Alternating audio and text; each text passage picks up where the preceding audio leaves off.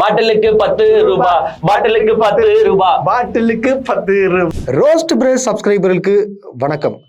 கடுமையான நெருக்கடியில தான் உங்களுக்கு தொடர்ந்து வீடியோ போட்டுட்டு இருக்கோன்றது உங்களுக்கும் நல்லாவே தெரியும். நம்முடைய சேனல் வளர்ச்சிக்கு உங்களுடைய பங்களிப்பு கொடுக்கணும்னு நினைச்சீங்கன்னா இந்த QR கோடு மூலமாக உங்களுடைய பங்களிப்பை நீங்க கொடுக்கலாம். நன்றி. வணக்கம் நண்பர்களே, வெல்கம் டு த ஷோ. வணக்கம். டேய் நீ இவனாங்க இங்க பண்ணிருக்கிறான். கரூருக்கு போவன்ல நினைச்சேன். கரூருக்கு நாயா போன கரூருக்கு என்ன அரசாங்க வேலை ஒண்ணு பார்சல் பண்ணி தருவாங்க. நான் வரலப்பா, எப்ப வானப்பா அரசாங்கம் வரலாம் பண்ணுங்க. பையனுக்கு அரசாங்க வேலை தேவையில்லை போல, இங்கேயோ உட்காந்து நான் வீடியோ போட்டே பொழைச்சிக்கிறேன்றா. அவ்வளவுதான். இன்னைக்கு காலையில இருந்து எங்க ஒரே ஒரு ரிக்வெஸ்ட் வைக்கிறேன், யாரும் தயவு செஞ்சு நியூஸ் சேனல் பக்கம் போடாதீங்க. என்னப்பா ஃபுல்லா எங்க அண்ணன் அதிரடி வேட்டை செய்கிறார், கரூருக்கு CM விஜய் செல்கிறார் அப்படின்னு பாத்தீங்கன்னா பிளாஸ்ட் விட்டுங்கிறாங்க. அப்புறமா உங்களுக்கே நல்லா தெரியும் என்ன பாட்டு. நான் தன்னந்தனியாலு நீ அலானமா பாரு. அதுவும் அப்புறமா உங்க விஜய் உயிர் என்ன வரவா. இந்த 2 சாங்ஸ் தான் பாத்தீங்கன்னா உங்களுக்கு எல்லா நியூஸ் சேனல் காலையில எப்பா இந்த பாலிமர் நியூஸ் பண்ற அட்டுயும் இருக்கு. எங்க இல்ல அது பாலிமர் நியூஸா இல்ல TVK நியூஸானே எனக்கு சத்தியமா தெரியலங்க. உண்மையாலே TVKக்காகவே 24/7 வேலை செய்யற நியூஸ் சேனல் மாதிரி பாத்தீங்கன்னா பாலிமர் நியூஸ். அருமையா விஜய் சார் கூப்பிட்டு பாலிமர் நியூஸ் சொன்ன, எங்கடா இருந்த இவ்வளவு நாளா? யாரா நீ என்ன CM ஆக்குனதுல மிகப்பெரிய பங்கு இந்த தமிழ்நாட்டு மக்களுக்கு இருக்கோ இல்லையோ, ஆதவ அர்ஜுனாக்கு இருக்கோ இல்லையோ, உனக்குதான்டா அந்த பங்களிப்பு இருக்கு. ஒரு கவர்மெண்ட் போஸ்டிங் எதனா குத்துற போறாருப்பா பாலிமர். அது சட்டத்துல எதனா இடம் இருக்கா? நியூஸ் சேனல்ஸ்க்கு எதனா அவர் கொடுப்பாப்ல ஏற்படுத்தியா? கொடுப்புற ஆள் தான் ஒண்ணு இல்லையா ஏற்படுத்தணும்ன்ற வகையில ஏதோ மிஸ்டர் விஜய் சார் பாலிமர் நியூஸ்க்கு CM சார் சொல்லணும், விஜய் சார் சொல்லக்கூடாது. CM சார் கொஞ்சம் பாலிமர் நியூஸ்க்கு எதனா போட்டு கீட்டு கொடுத்தீங்கன்னா அதுல ஒரு நியூஸ் வாசிப்பாளர் ஒருத்தர் தெரியுமே, பயங்கரமான பார்ப்பதற்கு அப்பாவி போல் இருக்கும் இவர்தான். அவர் பாத்தீங்கன்னா இப்ப கம்ப்ளீட்டா TVK நியூஸ் போட ஆரம்பிச்சிட்டாரு. அது DMK கலாச்சி பங்கமெல்லாம் நியூஸ் போடுவாங்க. நானும் பார்த்துதான் இருக்கிறேன். சரி, ஓகே, சம்பவத்துக்குள்ள வருவோம். இன்னைக்கு பாத்தீங்கன்னா கரூருக்கு நம்மளுடைய CM செல்கிறார். காலையிலேயே பாத்தீங்கன்னா எல்லா நியூஸ் சேனல்ஸ்லயும் போட ஆரம்பிச்சிட்டாங்க. இன்னொன்னு என்னன்னா, இன்னைக்கு பெரிய பேசும் பொருளானது என்னன்னா அரசாங்க வேலை. ஆமாப்பா, ஏன்னா ஒரு கிட்டத்தட்ட ஒரு வாரமாவே பாத்தீங்கன்னா நீங்க அரசியல் புதுசுல கேள்விப்பட்டு இருந்திருப்பீங்க. அங்க பாதிக்கப்பட்ட அந்த 41 குடும்பத்துக்கும் பாத்தீங்கன்னா விஜய் சார் அரசாங்க வேலை தரப்போறாரு. எனக்கு தெரிஞ்சு கிட்டத்தட்ட 32ன்றாங்க, 31ன்றாங்க. அது அவங்க தெரியல, அது அவங்க கொடுக்கும் போதுதான் நம்ம கன்ஃபார்ம் பண்ண முடியும். பட் இத்தனை ஃபேமிலிக்கும், அதாவது கரூர் சம்பவத்தில் பாதிக்கப்பட்டவர்களுக்கு வேலை வாய்ப்பு தர போறாங்க கருணை அடிப்படை. இந்த நியூஸை கேள்விப்பட்டதுல இருந்து எல்லாருமே பாத்தீங்கன்னா அதுக்கு எதிர்வினை தான் ஆட்டுறாங்க. சந்தோஷம் படல. எப்படிங்க நீங்க இதுக்கெல்லாம் ஒரு அரசாங்க வேலை? மனசாட்சி இல்லையா? கேட்பாங்களா மாட்டாங்களா? ஏங்க நார்மலா அரசாங்க வேலைன்றது யாருக்கு தருவாங்க? இந்த கருணை அடிப்படையில யாருக்கு தருவாங்கன்னா ஒரு அரசாங்கத்தால பாதிக்கப்பட்டவர்களுக்கு. கண்டிப்பா. இப்போ ஃபார் எக்ஸாம்பிள் ஒரு பஸ்ல அடிபட்டால், ஒரு பஸ்ல அடிபட்டது கூட ஒரு பஸ் ஸ்டாப் இருக்கு, அந்த பஸ் தகரம் பிஞ்சு போய் ஒருத்தர்ல சாவடிச்சிருச்சு. அப்பனா எப்படி சாவுறாங்க அவங்கன்னா, கவர்மெண்ட் மெயின்டைன் பண்ண வேண்டிய ஒரு பஸ் ஸ்டாப்பால பாதிக்கப்பட்டு சாவுறாங்க. கண்டிப்பா. சோ அவங்களுக்கு நீங்க அரசாங்க வேலை தருதுல தப்பு கிடையாது. ஏன் அதை கூட விடுங்க. இப்ப கள்ளச்சாராயத்தால இறந்து போனாங்க. ஏங்க அவங்க ஏன் இறந்து போறாங்கன்னா, கள்ளச்சாராயம் விக்கிறாங்க, அதை குடிச்சு இறந்து போறாங்க. கள்ளச்சாராயம் விற்க கூடாதுன்றது ரூல்ஸ். அதை தடுக்க வேண்டியது யார் பொறுப்பு? கவர்மெண்ட் தான். சோ கவர்மெண்ட் அங்க ஃபெயிலியர் ஆகுது. சோ கவர்மெண்ட்டுக்கு தெரியாம விக்கிறாங்க. அப்ப அதுக்கு யார் ஃபெயிலியர்? யார் கவர்மெண்ட் தான் பொறுப்பு. கவர்மெண்ட் பொறுப்பே இருக்கணும். ஏன்னா என்னதான் இவங்களா வாண்டடா போய் எடுத்து கவுத்து குச்சாலும் தடுக்க வேண்டியது யார் பொறுப்பு? கவர்மெண்ட் பொறுப்பு. சோ ஒரு கவர்மெண்டோட மிஷினரி ஃபெயில் ஆகுது, அப்போ தரணும் இழப்பீடு. அப்போ கூட அதுவே ஆக்சுவலா தப்பு. பட் இருந்தாலும் ஓகே கொடுக்கலாம். ஏங்க கவர்மெண்ட் வேலைன்றது ஈஸியா போச்சு. எத்தனை பேரோட வாழ்க்கை தெரியுமா? ஏங்க இப்போ மிகப்பெரிய பிரச்சனையே இப்போ இந்த வர்ச்சுவல் வாரியர்ஸா இருக்கட்டும், இப்போ இங்க பாக்குற சில பேர் கூட ஒரு மென்டாலிட்டியில இருப்பீங்கப்பா, இறந்துட்டாங்க கொடுக்கலாமே, இறந்துட்டாங்க கொடுக்கறதுல தப்பு கிடையாது. இதுல போயிட்டு எதுனா சொல்லிட்டு இருக்கீங்க. ஏதோ ஒரு சாதாரண ஒரு கவர்மெண்ட் வேலை கொடுங்க, அவங்களுக்கு என்ன டெபுட்டி கலெக்டரா கொடுக்க போறாங்க, அவங்களுக்கு என்ன தாசில்தாரா கொடுக்க போறாங்க, ஏதோ படிப்பு ஒரு சாதாரண வேலை. எங்க அங்கங்க ஏன் உங்க வீட்லயே கூட இப்ப இந்த வீடியோ பாக்குறவங்க உங்க வீட்லயே கூட பாதி பேர் அந்த கவர்மெண்ட் எக்ஸாமுக்காக வெயிட் பண்ணிருப்பான். அதுவும் பிரைவேட் வேலை போகாம கூட படிச்சுட்டு இருக்கான் அதுக்காக. எங்கேயாச்சும் ஒரு கவர்மெண்ட் வேலை கிடைச்சிடாதா? ஏன்னா இன்னுமே நம்ம தமிழ்நாட்டு மக்கள் மைண்ட் செட் எப்படின்னா அரசாங்க கவர்மெண்ட் அது பெரிய இதுவாச்சப்பா, ஒரு லட்சியம். மாப்பிள்ளை எங்க வேலையாரு அவரு கவர்மெண்ட்ல வேலை அப்போ பெரிய ஆள் தான். அப்பதான் பொண்ணே கொடுக்குறாங்க, நீ வேற. ஆமா, அது வேற ஒண்ணு இருக்குல்ல, இப்போ என்ன பண்றது? சோ ஒரு கவர்மெண்ட் வேலைன்றது வந்து அவ்வளவு சீரியஸ்னஸ் ஆன ஒரு விஷயம். பிளஸ் பல இளைஞர்கள், பல 100 இல்லைங்க பல 1000 இளைஞர்கள் இந்த கவர்மெண்ட் வேலைகளை எதிர்பார்த்து கொண்டு அவங்க வாழ்க்கையே வந்து தியாகம் செஞ்சுன்னு இருக்காங்க. நிறைய பேர் கிடைக்காம கூட ட்ரை பண்ணிருக்காங்க. குரூப் 1 எக்ஸாமே போறோம், குரூப் 2 எக்ஸாமே போறோம், எவ்வளவு வருஷம் படிக்கலாம், எப்படி படிக்கலாம், அதுல வேற 1008 பிரச்சனைகள் வரும். இன்னைக்குன்னு டேட்டா போடுவாங்க, ஃபீஸ கட்டி வேற படிக்கிறானுங்கப்பா, கோச்சிங் கிளாஸ் போறாங்க. பல பேர் வந்து அவங்க வாழ்க்கைய இந்த கவர்மெண்ட் வேலைகளுக்காக தியாகம் செஞ்சுட்டு இருக்கும். இந்த வேலையில நீங்க யாருக்கு கவர்மெண்ட் வேலை தர போறீங்கன்னா, நான் தன்னந்தனியாளு நீயால நம்ம பாரு, கொஞ்சம் நவந்தேன்னா வரவு சத்தம் பாரு, 8 கோடி பேருயா. நான் பாட்டே மறந்துட்டேன். இல்ல ஒரு நடிகரை எங்க இப்பதான் ஒரு சிஎம். ஆமா, சிஎம் முன்னாடி நடிகர். போன வருஷம் செப்டம்பர் மாசம் அவர் யாரு ஆக்டர். யாருமே வந்து விஜய் சார் பேசுறத நான் கேட்க போறேன், விஜய் சார் இந்த நாட்டு மக்களுக்கு என்ன சொல்ல போறாரு அப்படின்றத கேட்க போறேன்னு போயிட்டு எங்க ஒரு பேச்ச கேட்க வந்த இடத்துல ஒரு அசம்பாவிதம் நடந்துருச்சுங்க. அதுக்கு அரசாங்கம் தான் பொறுப்பேற்கணும். அப்படி கிடையாது. அங்க போனவங்க எல்லாம் எதுக்கு போறாங்க? பார்க்கணும் அவரை, அந்த அழகான ஃபேஸ், கியூட் ஸ்மைல், இத பார்க்கணும், இத வாங்கணும்ன்றதுக்காக தான் இந்த 41 பேர் போறாங்க. இல்ல இந்த போன 41 பேரும் இந்தி திணிப்புக்கு எதிராக அப்படின்னு செத்து போனாங்க. அதுதான் சொல்றேன். இல்ல தமிழ்நாட்டுக்கும் தமிழ் மக்களுக்கும் தமிழ் கலாச்சாரத்துக்கும் ஏதோ பிரச்சனை ஆயிடுச்சுன்னு இந்த 41 பேர் இறந்து போனாங்க. கரெக்ட். எங்க போனது எங்க உண்மையோ பொய்யோ, அந்த காலத்துல அவர் ஒரு நடிகரா பார்த்தாங்க, நடிகரை பார்க்கணுன்றதுக்காக போறாங்க.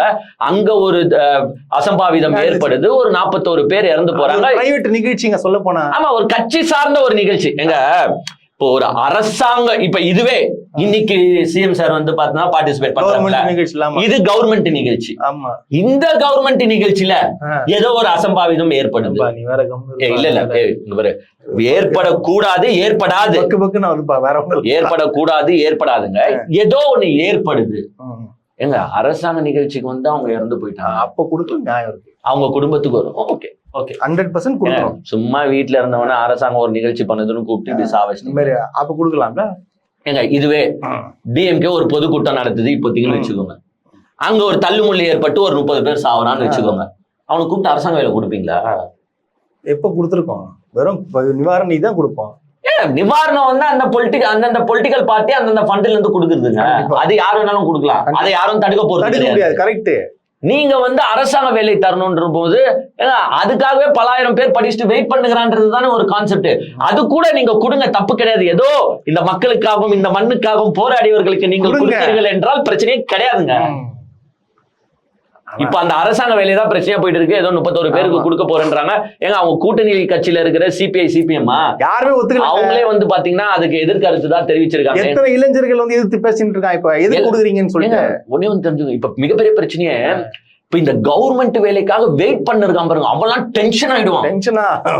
யோ நான் ஒரு 5 வருஷம் 6 வருஷமா கவர்மெண்ட் வேலைக்கு நான் ஓட்டு போட்டதே தப்பு சொல்ல மாட்டானா? பின்ன டெபினெட்லி சொல்லுவான். நான் உனக்கு வெயிட் பண்ணுகிற கவர்மெண்ட் வேலைக்கு நீ என்ன யாருக்கு எடுத்து கூட்டுங்கிற கேட்பாங்களா? கண்டிப்பா கேட்பாங்க. அந்த கவர்மெண்ட் வேலைக்கு இப்ப அங்க வேற சண்டை நடந்து ஃபைட்டிங். இப்போ ஏங்க அங்க ஒரு லேடி நின்னு கத்தின்னு இருக்காங்க, பாக்கல நீ? இல்லப்பா, என்னாச்சு? ஐயோ மை காட் ஆஃப் இந்தியா. சொல்லியா பட்டு என்ன பட்டு? ஒரு லேடி வந்து கத்துறாங்க, விஜய் சார் வந்து இப்படி நடக்கணுமா? எல்லாம் அப்பதான் அந்த ஆட்சியில இப்பயும் நடக்குதுங்க சார். என்ன நடக்குதுன்னே தெரிய மாட்டேங்குது எங்களுக்கு. எதுவுமே சொல்லும். இப்ப உள்ளார போனா எங்களை விரட்டுறாங்க. பெத்தவனு உள்ளார சின்ன பிள்ளையில இருந்து எல்லாத்துக்கும் வந்துருந்தாங்க, பெத்தவனு சொல்லியிருக்கலாம். இப்ப எந்த முறையில போய் பெத்தவனு உட்காந்துருக்கா வேலை கொடுக்குறாங்க. என் கையெழுத்து இல்லாம எப்படி வேலை கொடுக்க முடியும்? நான் வேலை கேட்டதுக்கு இது வக்கீல் நோட்டீஸ் வேணும்னாங்க, ப்ராப்பரா எல்லாம் வேணும்னாங்க. இப்ப எப்படி போய் சார் உட்கார வச்சிருப்பாங்க? அப்படி பணம் வாங்கிட்டாங்களா சார்? சொல்லுங்க. இல்லன்னா அவர் கல்யாணம் பண்ணி ஒரு பொம்பளை பிள்ளை 3 6வது படிக்குதுங்க சார். எல்லாமே ப்ராப்பரா செய்யறாங்க. இப்ப எதுக்கு சார் உட்கார வைக்கணும்? என்ன நான் பெத்தவங்க இருக்கலாம், என்ன கூட்ட ஒரு வார்த்தை அவங்க கேட்கணுமா கேட்க கூடாதா? நான் வெளியில நிக்கிறேன், நான் ஏட்ட நிக்கிறேன், நான் வெளியில. ஏன்னா அவங்க குழந்தை இறந்து போச்சு போல அந்த விபத்துல. அதாவது அவங்க தங்கச்சியோட போயிருக்கு. அப்ப தங்கச்சியோட போகும்போது அந்த குழந்தை இறந்து போயிட்டு இருக்கு. அந்த குழந்தை இறந்து போனதுக்கு அரசாங்க வேலையை எங்களுக்கு தரல, என் புருஷன் வீட்டுக்கு தராங்க. என் புருஷன் என்ன விட்டு போய் 10 வருஷம் ஆகுது, சண்டை. என் புருஷன் என்ன விட்டு போய் இவ்வளவு வருஷம் ஆகுது. ஆனா அவனுக்கு வந்து பாத்தீங்கன்னா கூப்பிட்டு அரசாங்க வேலையை ஏற்பாடு பண்ணுறாங்க. பட் என்ன ஒரு தாயா என்ன கூப்பிட்டு மதிக்க கூட இல்ல. அவர் வேற ஒரு கல்யாணம் பண்ணிக்கினாரு. நான் கேக்குற பெண்களுக்கு தானே முக்கியத்துவம் கொடுக்கணும். No compromise. நீங்க இப்ப கேட்கலாம், குழந்தை செத்து போச்சு உங்களுக்கு அரசாங்க வேலை முக்கியமானு நீங்க கேட்கலாம். பட் இருந்தாலும் குடுக்கறத வாங்கிக்கிறது ஒன்றும் தப்பும் கிடையாது. இவங்க என்ன சொல்றாங்கன்னா, அவங்கள நான் தப்பு சொல்ல, குடுக்குறாங்க, அதை வாங்குறது ஒன்றும் தப்பு கிடையாது. அவங்க என்ன சொல்றாங்கன்னா, ஏங்க என் வீட்டுக்காரு என்னை விட்டுட்டு வேற ஒரு கல்யாணம் பண்ணிக்கிட்டாரு, நான் தான் இந்த குழந்தைய வளர்த்தேன். இப்ப இந்த குழந்தையால ஒரு வேலை கிடைக்குதுன்னா அது எங்களுக்கு கிடைச்சா சந்தோஷம். பட்டபடி கிடைக்கும். அவங்க தானே அந்த குழந்தைக்கு ஸ்கூல்ல கூட சேர்க்காத ஒரு நபர் பாத்துக்கோ, அவங்க ஹஸ்பண்ட், அவங்கள கூப்பிட்டு நீங்க வேலை கொடுக்குறீங்களே, இது எப்படி? அவங்கள கூப்பிட்டு உட்கார வச்சு பேசிட்டு இருக்கீங்க, என்ன கூப்பிடலையன்ட்டு இன்னைக்கு ஒரு வீடியோ வந்து பாத்தீங்கன்னா பிரச்சனை. இது மாதிரி ஏங்க, இது மாதிரி தான் அங்க அந்த 31 குடும்பமும் இருக்கும் பாருங்க. அந்த 31 குடும்பத்துல இது மாதிரி 1008 பிரச்சனை இருக்கும். கண்டிப்பா. ஏன் அவங்களுக்கு குத்திங்க, ஏன் இவங்களுக்கு குத்திங்க. சோ இதுவே வந்து ஒரு மிகப்பெரிய எல்றதா. இதெல்லாம் ஸ்டார்ட் ஆனதுக்கு காரணம் யாரு? நீங்க தான். ஏன் கவர்மெண்ட் வேலை தரணும் ஃபர்ஸ்ட்? ஏங்க ஒரு உயிர் போயிடுச்சுங்க, அதை தப்பே யாரும் சொல்லுங்க, ஏதோ தெரியாதனமா போய் இறந்துட்டாங்க கூட வச்சுக்கோங்க. ஏங்க அரசாங்கம் 10 லட்சம் கொடுத்துரும். விஜய் சாரே வந்து ஒரு 20 lakhs என்னமோ கொடுத்துருக்காங்க. இது மாதிரி வந்து நிறைய அங்க இருக்கிற அமைப்புகளே கொடுத்துறாங்கப்பா. அப்புறம் இன்சூரன்ஸ் மாசம் 5000 ஞாபகம் இருக்கா? ஆமா ஆமா, மாசம் 5000. மரியா வில்சன் வேற பாத்தீங்கன்னா மாசம் 5000 கொடுத்துருக்காங்க. சோ ஏதோ ஒண்ணு they are financially getting settled out. But இதையும் தாண்டி நீங்க அரசாங்க வேலை தரீங்கன்னா அப்ப அங்க ஏதோ ஒண்ணு இருக்கு. என்ன இருக்குன்னா பை எலெக்ஷன். என்னையா சிஐடி சங்கர் மாதிரி கண்டுபிடிக்கிற எல்லாத்தையுமே. சவுக்கு சங்கர்னு சொல்லல, நான் சொல்ல மாட்டேன். ஐயோ அந்த பேரை சொல்லாத. சிஐடி சங்கரா இது? ஆமா சிஐடி சங்கர். ஏதோ சிஐடி சங்கரா நாங்க செயல்படுறோம். ஏன்னா இப்ப அங்க பை எலெக்ஷன் வரப்போகுது. கரூர்ல மிஸ்டர் MR விஜயபாஸ்கர்ன்ற ஒரு கேரக்டர் தெரியும்ல, அவர் ரிசைன் பண்ணிட்டாரு. அந்த கேரக்டர் வந்து பாத்தீங்கன்னா இப்ப ரிசைன் பண்ணிட்டு போய் டிவிகேல வந்து நான் விசில் அடிக்க போறேன்னு போய் சேர்ந்தாப்ல. பிரச்சாரமா இது? அடங்குங்க. நீ இப்ப என்ன நினைச்சு? நான் எது ஏழை மக்களுக்கு உதவி பண்ண வரா நினைச்சிட்டு இருக்கேன். ஏழை மக்கள் அதையே இன்னைக்குதான் உதவணுமா? எப்பயும் உதவிட்டு இருக்கு. அதுதான் தெரியும். ஏன் MR விஜயபாஸ்கர் வந்து ராஜினாமா பண்ணதுக்கு முன்னாடியே போயிட்டு இருக்கலாமே. ஆமா கரெக்ட் கரெக்ட் கரெக்ட் கரெக்ட். கரூருக்கு நீங்க சீஃப் சட்டப்படிங்க ஒரு நல்ல மனுஷனா என்ன தெரியுமா மிஸ்டர் விஜய் பண்ணிருப்பாரு? ஏங்க நான் ஜெயிச்சுட்டேன், அடுத்த நாளே போயிடணும். என் பதவி ஏற்பு விழால அந்த 41 குடும்பமும் வந்து பார்ட்டிசிபேட் பண்ணோம். நானா தான் பண்ணிருப்பேன் கண்டிப்பா. ஏங்க நீங்க பண்ணிருக்க மாட்டீங்களா? ஏன்னா உங்களால ஒருத்தர் இறந்து போல 2 பேர், கிட்டத்தட்ட 41 பேரு. அதுக்கு முழு பொறுப்பாவரோ இல்ல பாதி பொறுப்பாவரோ இல்ல கால் பொறுப்பாவரோ, but one of the reason இருக்காரு. நீங்க என்ன செஞ்சிருக்கணும்? ஏங்க என் பதவி ஏற்பு விழாக்கு கூப்பிடுங்க அந்த 41 குடும்பத்தை. அவங்க முன்னிலையில நான் பதவி ஏற்பேங்க. அந்த 41 ஆன்மா அப்பதாங்க சாந்தி ஆகும், சாந்தி அடையும். சொல்லணுமா? கண்டிப்பா சொல்லணும். ஆனா நீங்க என்ன பண்ணீங்க? விட்டுட்டீங்க. தேவையில்ல, அப்பெல்லாம் தேவையில்ல. ஏங்க அதுக்கப்புறமாவும் தேவையில்ல. கிட்டத்தட்ட 1 மாசம் ஆயிடுச்சு. தேவையில்லை. இப்போ திடீர்னு எங்க இருந்தோ MR விஜயபாஸ்கர் ராஜினாமா பண்ணிட்டாரு. ஆமா. எப்ப சார் நீங்க எந்த தொகுதி sir? MR Vijayabaskar sir. Sir I am from Karur constituency. கரூரை நான் மறந்தே போயிட்டேனே. My lord my god please forgive me. அப்புறமா தாண்டா வருது கரூர் ஞாபகத்துக்கு. ஞாபகம் வந்துச்சு. சரி ஓகே, நீங்க இப்ப வந்துட்டா நீங்க திருப்பி அங்க ஜெயிக்கணும் சின்னத்துல. ஆல்ரெடி நாங்க வேற அங்க தோத்து போட்டோம். அப்ப மக்கள் எங்க மேல எதிர்ப்புல. அப்போ 2-in-1 அது. இப்போ பிரச்சாரம் இன்னைக்கு முடிஞ்சா? இன்னைக்கு நீ இன்னைக்கு மெயின் கேன்வாசிங்கே இருக்குது. மெயின் அப்ப திருப்பி உணர்வாட்டிலாம் அதெல்லாம் போத்தால, அது அப்புறமா பாத்துலாம். சோ MR விஜயபாஸ்கர் ராஜினாமா பண்ணனால திடீர்னு எங்க அண்ணனுக்கு கரூர் மேல பாசம். ஓகேடா போடுறா, கரூருக்கு ஒரு ஸ்கெடியூல போடுறா, தட்டுறோம் தூக்குறோம். இப்ப இன்னைக்கு போய் வந்து என்ன பேசுவாருன்னு நினைக்கிறேன்? நீ சொல்றாரு திமுக ஒரு தீய சக்தி. ஏங்க இந்த விஜய் உங்களை பார்க்க கூடாதுன்னு இந்த தீய சக்தி திமுக சுப்ரீம் கோர்ட் வரைக்கும் போச்சு, தடை பண்றாங்க. ஆனா அந்த சுப்ரீம் கோர்ட் திமுக மண்டலே நறுக்குன்னு கொட்டி விஜய் போய் பாருங்க விஜய்னு பாருங்க. அப்போ எவ்வளவு நான் கஷ்டப்படுறேன்னு மட்டும் பாருங்க. உங்களை பாக்குறதுக்கு நான் ஆட்சியில இல்லாத போதும் சரி, ஆட்சியில இருக்கும் போதும் சரி, திமுக எவ்வளவு தடை போடுது பாத்தீங்களா? அந்த தடையை உடைச்சிட்டு வந்தவன் தான் உங்கள் விஜய். ஏன்னா நான் என் மக்களை பார்க்க. ஆமா, என் மக்கள் தான் முக்கியம். சோ இப்படி எதுனா இப்படி வந்து ஒரு பில்டப்பா பேசணும். இதுதான் இன்னைக்கு பேச்சுல நடக்க போகுது. நான் ஒண்ணு கேக்குறேன். இதெல்லாம் ஆக்சுவலா வர்ச்சுவல் வாரியர்ஸ் எல்லாருமே கேட்கணும். வர்ச்சுவல் வாரியர்ஸ்ல டிவி கீழ இருக்கிற எல்லாருமே கேட்கணும். ஏங்க நம்பர் 1 நீங்க என்ன சொல்லிட்டு இருந்தீங்க இவ்வளவு நாளா? நீங்க என்ன சொன்னீங்கன்னா திமுக என்ன தடுத்தது, திமுக என்ன தடுத்தது, திமுக சொன்னீங்களா? சொன்னோம். நான் என் மக்களை சந்திக்க கூடாதுன்னு எங்கேயோ வெளியில ஒரு கூட்டத்தை நடத்த சொல்றாங்க. எங்க மைதானத்துல நடத்துறாங்க. 5000 பேர் மட்டும் தான் அனுமதி கொடுக்கணும்ன்றாங்க. 5001 வந்தாலும் கேஸ் போடுன்னு சொல்றாங்க. என்ன மக்கள் மத்தியில போக தடுக்கிறாங்க. தடை பண்ணுது சொன்ன ஏங்க இத சொல்லிதான் திமுக மேல பழியும் போட்டாரு, மக்கள் கிட்ட ஓட்டம் கேட்டாரு. நான் கேக்குறேன், இன்னைக்கு அரசாங்கம் யார்கிட்ட இருக்கு? அவங்க கிட்ட தான் இருக்கு. இன்னைக்கு போலீஸ் யார்கிட்ட இருக்கு? அவங்க கிட்ட தான். இன்னைக்கு ஃபுல் கண்ட்ரோல் யார்கிட்ட இருக்கு? விஜய் கிட்ட இருக்கு. அப்ப தெரு தெருவா போக வேண்டியது. ஆமா, அது போறதானே. ஏங்க நீங்க என்ன பண்ணிருக்கணும் இப்ப தெரியுமா? உங்களுக்கு வந்து வேலுநாச்சிபுரம் அது அங்க பெர்மிஷன் குத்துது தப்பு. நாங்க கேட்ட லைட் ஹவுஸ்ல குத்துருக்கணும், நாங்க கேட்ட அந்த இடத்துல குத்துருக்கணும்னு 3 இடத்த கேட்டீங்கல்ல. நீங்க என்ன பண்ணிருக்கணும்னா அந்த 3 இடத்துல எது சேஃப்டின்னு நீங்க சொல்லிட்டு இருந்தீங்களோ அந்த இடத்துல நீங்க நத்திருக்கணும். கரெக்ட்பா. எப்பா கரெக்டான மேட்டர். லாஜிக்கா இல்லையா? நீங்க என்ன சொன்னீங்க? திமுக வேணும்ட்டு அந்த குறுகிய இடத்தை கொடுத்துருச்சு, நாங்க பெரிய இடமா கேட்டோம் சொன்னீங்களா? இல்ல சொன்னப்பா. அப்ப அந்த பெரிய இடத்துல நீங்க கேட்டீங்க 3 பாயிண்ட். அந்த 3 இடத்துல எதனா எந்த பெரிய இடம் இருக்கோ, அதான் அந்த பெட்ரோல் பங்க் ஒன்று இருந்துச்சு பக்கத்துல, அந்த R1 ஓடிச்சு பக்கத்துல, நத்த வேண்டியது. நீச்சல் அடிச்சுன்னு போங்க. தப்பாங்க நான் கேக்குறேன். கரெக்ட்பா. என்னப்பா நீ சொல்லி எப்படி தப்பா? கரெக்ட் தானே அது. அந்த இடத்துல நீங்க இன்னைக்கு நடத்தி ஏதோ அசம்பாவிதம் ஏற்படாம நீங்க பாத்துக்கிட்டீங்கன்னா எங்க ரியலி நானே சொல்றேன், எங்க ஆட்சா பண்றேன் உண்மையிலுமே. அப்ப நானே சொல்றேங்க, ஆமா திமுக தப்பு பண்ணிருக்கு, அவ்வளவு பெரிய இடத்தை விட்டுட்டு ஏன் அந்த வேலுநாச்சிபுரத்துல கொடுத்துச்சுன்ட்டு நான் கேள்வி கேட்பேன். ஆனா நீங்க இன்னைக்கு எங்க நடத்துறீங்க? ஊருக்கு வெளியில போயாச்சு. ஊருக்கு வெளிய போறோம். அது கரூர்ல இருக்குது. கரூரா? அப்படின்னா உள்ளே ஆக்சுவலா ஒண்ணு தெரிஞ்சுக்கணும், இன்னைக்கு நடக்கிற ஸ்பாட் கரூர்ல இல்ல, கரூர். நீனாப்பா ஊழ விடுற? அதான் தூரம் வாங்குற அந்த கரூர்ல அவுட்டர்ல போட்டு அதான் கேட்டுக்கோ. என்னது இன்னைக்கும் 5000 பேர்? கரெக்டா 5000 பேர் தான். 5000. ஏன் அதான் கேட்க? ஒரு 50000 பேர் கேட்ட திறந்து எங்க வரவங்க எல்லாம் வரட்டும். ஏன் ப்ரொடெக்ஷன் பண்ண முடியாதா? போலீஸ் அவங்க கண்ட்ரோல்ல இருக்குல்ல. கரெக்ட் தான்ப்பா. எங்க முன்னாடிதான் திமுக பாத்தீங்களா? விஜய் எங்க வந்துருவாரோ, ஆட்சி அமைச்சிருவாரோ, மக்களை சந்திச்சு நல்ல பேர் வாங்கிடுவாரோ, அதனால திமுக தடுத்துச்சுன்னு இல்ல. இன்னைக்கு எல்லாமே உங்க கண்ட்ரோல். ஒரு 50000 பேர் கூப்பிடுங்க. நீ கூப்பிட்ட தேவையில்ல, அவங்களே வந்துருவாங்க பாப்பா. ஆமா, அதே மத்தவங்களாச்சு கிரௌட ஏற்பாடு பண்ணணும். உங்களுக்கு அது பிரச்சனையே கிடையாது. வந்துருவாங்க தெரியுதுல உங்களுக்கு. அப்ப விட்டு பாதுகாப்பு வண்டி தான் நீ தரப்போ பாரு, தெரியும் உனக்கு தெரியும். அப்பதானே போலீஸ் பிரச்சனை என்னன்னு தெரியும். எங்க நம்ம ஆட்சி இருக்கும் போது நம்ம கூட்டத்துல எவனா செத்து போட்டா நம்மள கரைச்சு கரைச்சு கொட்டுவானுங்களோ பயந்து. எப்பா எங்க நல்லா கேட்டுக்கோங்க, அந்த இடமே வந்து பாத்தீங்கன்னா ஃப்ரீயாவே 10000 பேர் உட்காரலாம். சும்மாவே சாதாரணமாவே ஃப்ரீயா நல்லா இவ்வளவு டிஸ்டன்ஸ் போட்டு கூட 10000 பேர் உட்கார்ற இடத்துல இவங்க என்ன பண்ணிருக்காங்கன்னா 5000. அதுவும் டோக்கன் சிஸ்டம்ஸ் தான்.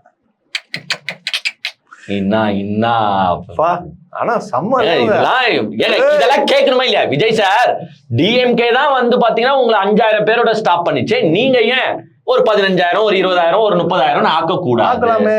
கேட்க வேண்டியது. ஆனா எவ்வளவுனா கேள்வி கேட்பானா? ஏன் நான் திருப்பி சொல்றேன், ஏன்னா விஜய் இதுக்கு மேல எங்க எந்த மீட்டிங் நடத்தினாலும் இது 5000 ஸ்டிக் ஆவார், அவ்வளவுதான்.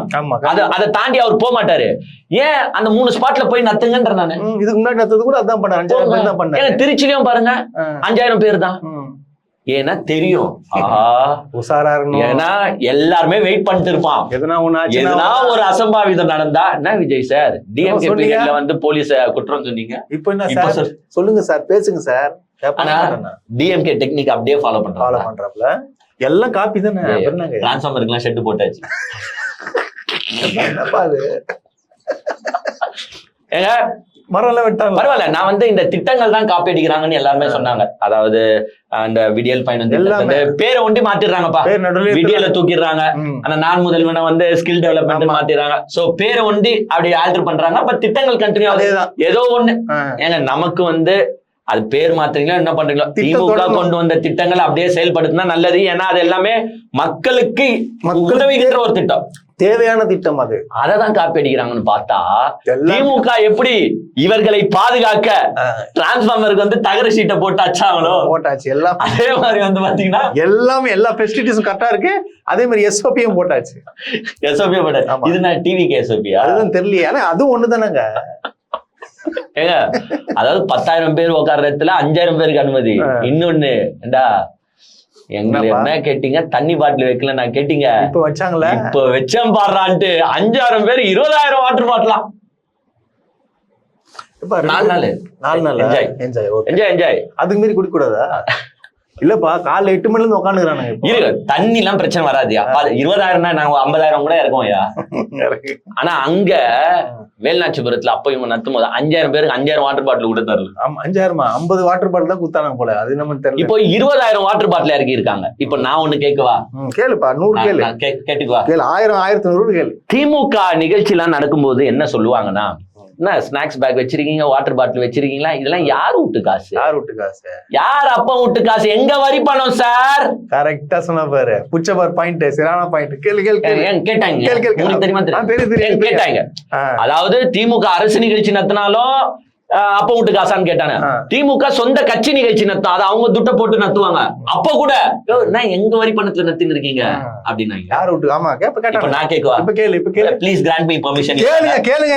இப்ப நான் கேக்குறேன், 20,000 வாட்டர் பாட்டில் வச்சிருக்கீங்க, யார் அப்ப வீட்டு யார் காசுங்க அது? அங்க இருந்து நீங்க அங்க குடுக்குற பிஸ்கெட்ல இருந்து, அங்க போடுற டென்ட்ல இருந்து, அங்க போடுற சேர்ல இருந்து எல்லா ஏற்பாடு மொத்தம் யார் தலையில தெரியுமா உழுது? எங்க தலையில.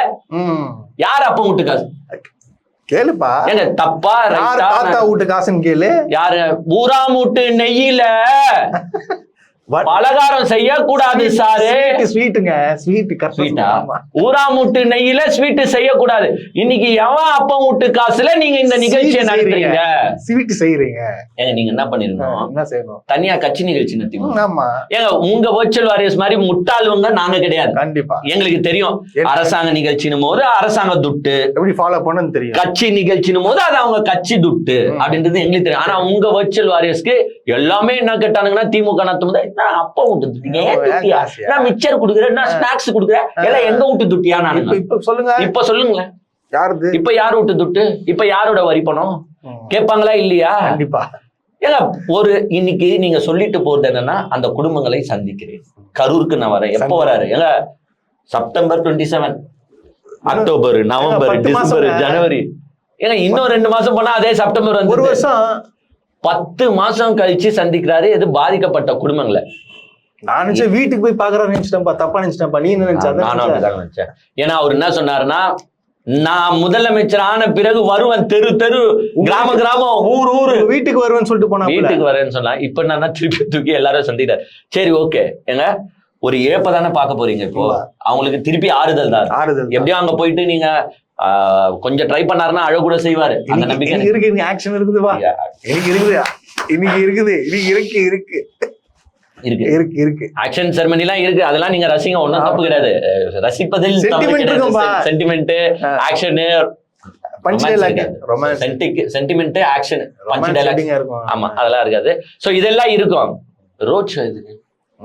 ரோட் ஷோ இப்போ நம்ம வந்து ஒரு ஆறுதல் பண்ண போறோம். ரோட் ஷோல இப்படி அழுது போயிடலா? கை காட்டு ஜாலியா சச்சின் போவேன். எதுக்குங்க ரோட் ஷோ? பிரச்சாரம். அப்ப இதுல இருந்தே தெரியுதா அந்த பஸ் குடும்பம் மேல வந்து ஒரு இது வச்சுக்கிட்டோ அவங்களுக்கு வந்து ஒரு நல்லது செய்யணும்ன்றது நம்ம மைண்ட் செட் இல்ல. கரூர்ல இருந்து எம்ஆர் விஜயபாஸ்கர் வந்துட்டாரு. இப்ப அங்க எலெக்ஷன் வரப்போகுது. ஏற்கனவே நான் தோத்துட்டு வேற இருக்கிறேன் அந்த ஏரியால. சோ நான் ஜெயிக்கணும், விசில்ல ஜெயிக்கணும் அப்படின்ட்டு ரோட் ஷோ நடத்தி இன்னைக்கு அந்த ரோட் ஷோல என்னென்ன நடக்க போகுதோ நீங்க எல்லாம் உட்காந்து பார்க்கதான் போறீங்க. அண்ணன் ஸ்டார்ட் பண்ணிட்டாப்புல வண்டிய பஸ் ஸ்பாட் வந்துச்சு. சிஎம் கான்வாய்ல தான் வருவாரு. என்னப்பா பஸ் இல்லையா? பஸ் வந்து ஏரியாக்கு போயிடுச்சு. ஸ்பாட்டுக்கு போயிடுச்சு. மேல இருந்து பேசுறது அந்த மாதிரி தான் பேசுவாரு. பட் இப்படி போயிட்டு அது சிஎம் கான்வாய்ல அப்படிதான் நான் அந்த மியூசிக்லாம் வந்து நார்மலாவே போட்டுருவாங்க. சோ இதுதான் நடந்துட்டு இருக்கு. ஏங்க யூரியா அரசாங்கம் இவரே 1 கோடி கொடுத்துருக்கலாம். அவர் வீட்டு காசு வந்து நம்ம கிட்டதான் துட்டு நிறைய இருக்குல்ல. அதை எதுவுமே பண்ணல. இன்னைக்கு வந்து பாத்தீங்கன்னா சரி நான் போறேன், மக்களை சந்திக்க போறேன், பை எலெக்ஷனை பத்தி நான் பேச போறேன் அப்படின்னு வந்து பாத்தீங்கன்னா இன்னைக்கு போயிட்டாரு. இவரு இன்னைக்கு வரப்போறத தெரிஞ்சுக்கின்னு தான் என்ன பண்ணாங்கன்னா நம்ம உள்ள போகும்போது நம்ம கரூருக்குள்ள என்ட்ரி ஆகும்போது செந்தில் பாலாஜி இருக்கக்கூடாது. அதனாலதான் செந்தில் பாலாஜி இந்த கேஸ்ல கோர்ட்டும் எதனா ஒரு ஸ்டன் நம்ம பண்ணிட்டு தான் போனோம். பாருங்க, காரணமான செந்தில் பாலாஜி எங்க இருக்காரு பாத்தீங்களா? அந்த டைலாக்காக டைலாக்லாம் ப்ரிப்பேர் உனக்கு ஆல்ரெடி தெரியுமா? உனக்கு கடவுள் வந்து செய்வாருங்க, கெட்டது செஞ்சவங்களுக்கு கெட்டதை உடனடியா கொடுப்பாருங்க. அதனால தெய்வம் அன்று கொள்ளும் அரசன் நின்று கொள்ளுமோ ஏதோ ஒரு டைலாக் இருக்கு. அரசன் அன்று தெய்வம் நின்று கொள்ளும். இந்த தெய்வம் பாருங்க செந்தில் பாலாஜியை தூக்கி உள்ள போட்டுருக்கு. ஏன்னா ஸ்கிரிப்ட் எழுதி வச்சுட்டாங்க, ரெடி பண்ணிட்டாங்க. இப்ப அதை ஆல்டர் பண்ண தெரியாதனமா கோர்ட் வேற பாத்தீங்கன்னா பெயில் குத்துச்சு, பெயில் குத்துச்சு.